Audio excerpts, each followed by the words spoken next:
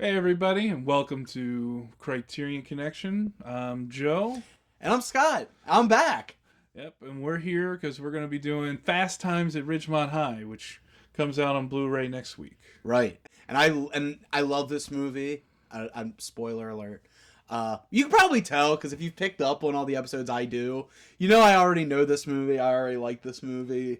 And wow, like can you believe how long it's been? Not just since it's come out, but like I remember first watching it when I was a teenager, and I'm in my early 30s now, and wow, just wow. And it holds up. It does. It's there's a charm to it that has never gone out of style. I think some of the the music and the fashion and stuff might come and go, but I feel like there's a charm to this movie that, and I think it's that that level of relatability that's in it. You know, like a lot of the characters, like even someone like Spicoli, who's kind of like a stereotypical kind of stoner. They all feel like these are people you could come across in your day-to-day life rather than, these unrealistic versions of these kinds of people. Yeah, and that's a tribute to Cameron Crowe's writing. Right.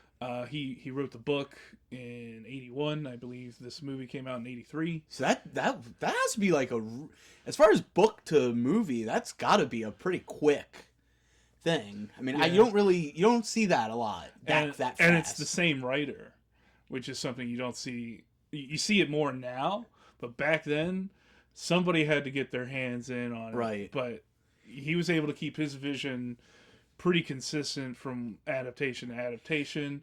And I think having that writer really helped, not only in getting the story right, but I think also, when you come up with a story, like, how that world lives and breathes and everything. And I think having him as the writer as well, not only was he able to translate it, but he's also one of the few writers that I think really knows the difference between writing for a book and writing for a movie, and how to cross over one to the other. It's a great movie, and also really great example of how to use, like, I don't know if you call this technically an ensemble cast. It is. Because I'm used to, like, nowadays where it's a lot more characters at one time. But I mean, this is a great example of an ensemble cast movie done right.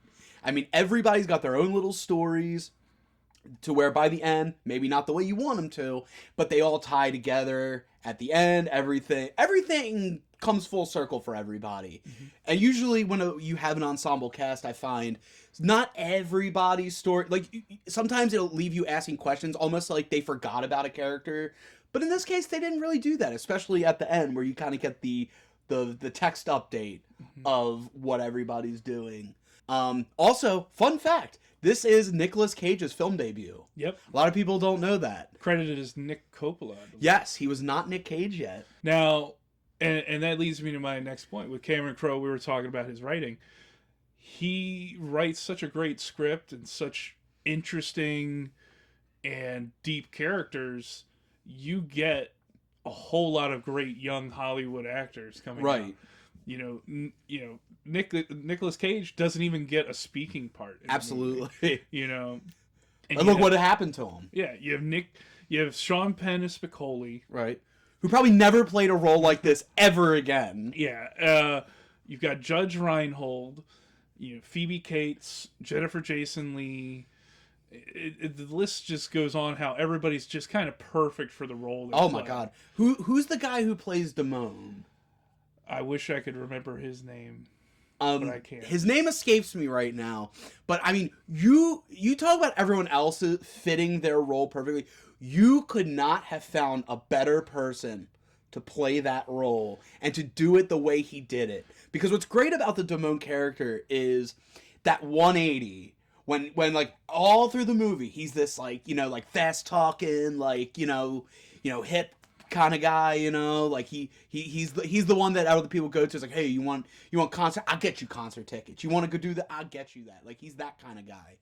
And like you think he's like, good with the ladies, whatever. And then he basically comes time to put up or shut up, and now he's no good.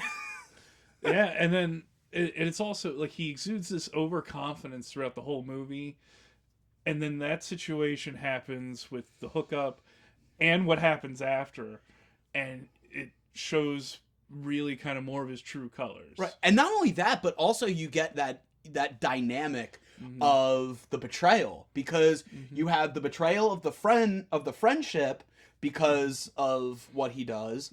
You have the betrayal of the girl to his friend who he was trying to go with her and everything, and they seem to be hitting it off and everything. And then you have that like triangle kind of thing, but it's like, and he lets her down too. Yeah.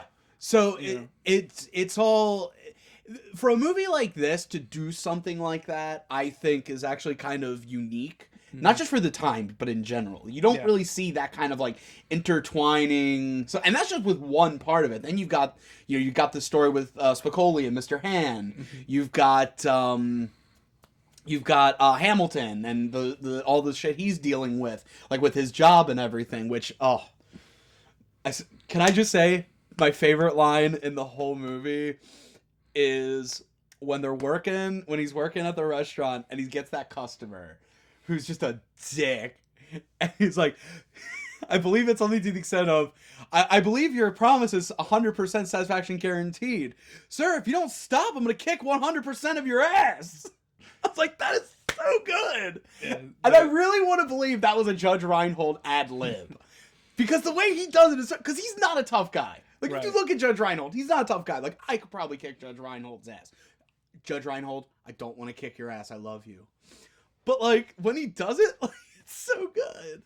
Yeah, and there's so much that's quotable. Yes. There's, like, one of my favorite things is the date that Ratner takes Jennifer Jason Leigh's character on. Right. Where first Damone tells him to put on Led Zeppelin 4 Side 1.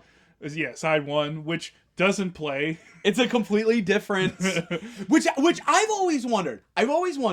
Is that a mess up on is that a production problem, or did he grab the wrong Led Zeppelin record? Yeah, and that could be one way of like excusing the fact they couldn't get rights to it or something. But either way, hilarious. Then they get to the restaurant and it's this like really fancy restaurant with these giant high back ox blood trays. Yeah. And you're just like, this is and you got these really like small ass teenagers.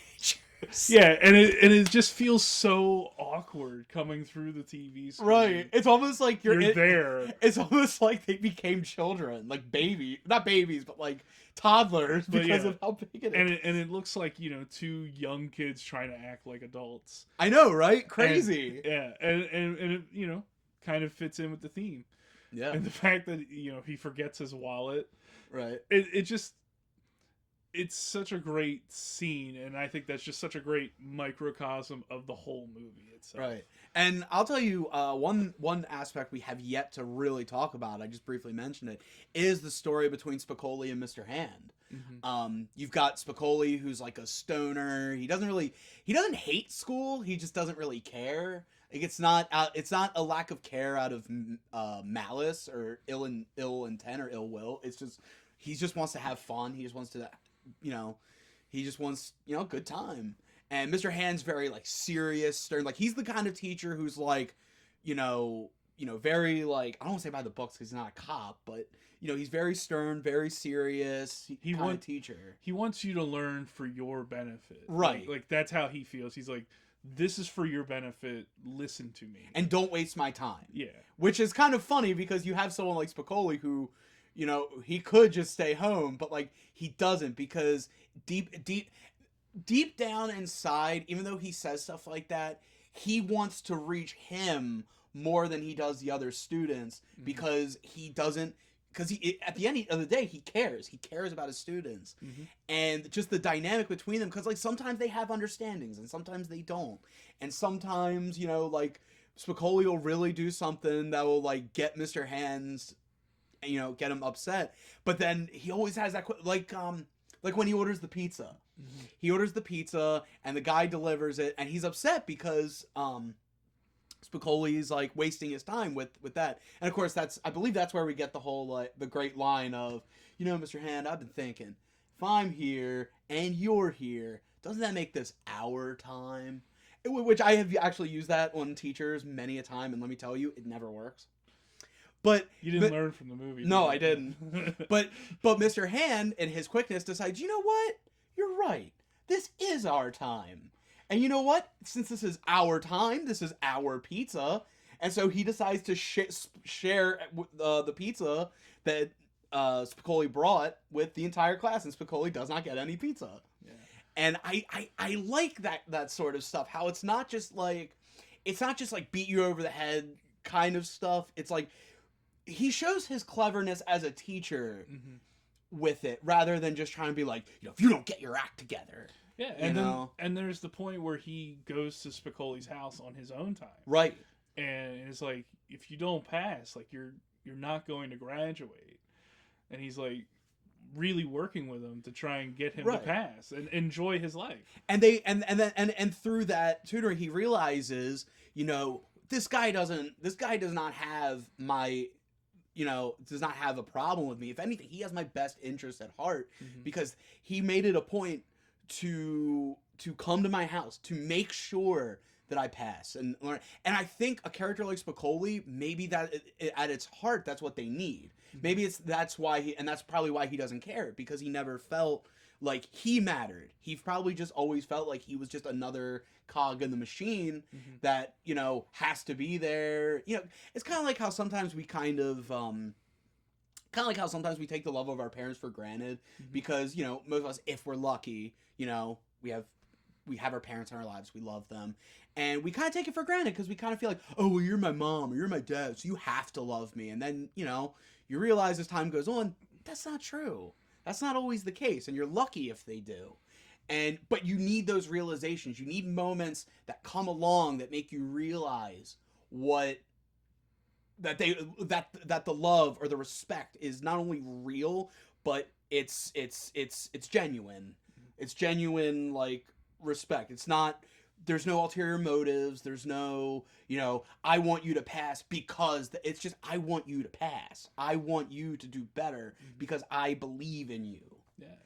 And we didn't even touch probably on half the movie. It really is a well-crafted, extremely well-written, layered movie.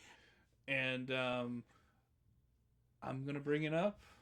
I think we all know the answers. Right. Would you recommend Fast Times at Ridgemont? Absolutely. I think this is one of those movies that it's timeless. Certain things might be products of its time, but the movie as a whole, it's a story anybody can relate to. If you've ever been a teenager, if you've ever, had trouble, asking out a girl, or if you've ever had, or boy, if you've ever, been uncertain in your life, if you've ever lived, if you've ever had a feeling, this is a movie to watch. It's as real as I feel like you can get while still being like kind of positive and not totally upbeat, but not like super negative. Like I feel like a lot of stuff is now. There's no cynicism, I think, in this movie. It's real. It's legit realism. It's legit. It's legit optimism. It's not optimism that's to a ridiculous level. It's not realism, or it's not pessimism disguised as realism. And, like, the emotions are real. Like, when the consequences of Damon's actions come into play, you feel it with him, because you can tell, like, you can see it. You see it in his face. You see how everybody reacts. Like, it's serious, but it's not unrealistic. And I think, a lot of great laughs, a lot of great quotable lines. The pool. After all that, I would say I'd recommend it as well. It's just a great classic movie. It's got the right touch of a lot of comedy, a lot of drama. There's a lot of real emotions going on. Like we talked about, you bring up Damone, like it's somebody who's faced with a decision, knows what the right and wrong decisions are, and still has that fault in the character to make that wrong decision, which happens a lot.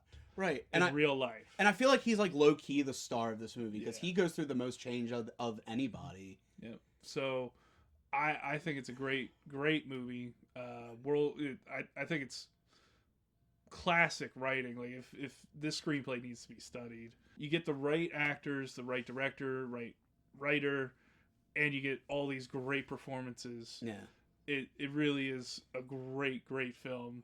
But that'll be it for today's Criterion Connection. We talked about Fast Times at Ridgemont High. Comes out on Blu-ray next week for Criterion. Definitely go pick it up. Absolutely. And just, if you have any comments, if you want to relay some of your favorite moments of Fast Times, put those in the comments below. Right. Are we way off base? Is this like one of the worst movies to capture American teenage culture back in the 80s? And tell us why too. Don't just say nuh-uh or you're wrong. No. Tell us why. Yeah. Hit me. That's not just an invitation. That's a challenge. Yeah. That's a challenge. And don't forget, we always like to grow the channel. It's been growing over the last few months. Keep sharing it with all your friends. Keep sharing it. Help us grow the channel. Subscribe if you haven't already. And we'll catch you next time. Oh, and don't forget to like and hit the bell. Yep. My name's Joe. I'm Scott. And this is Criterion Connection.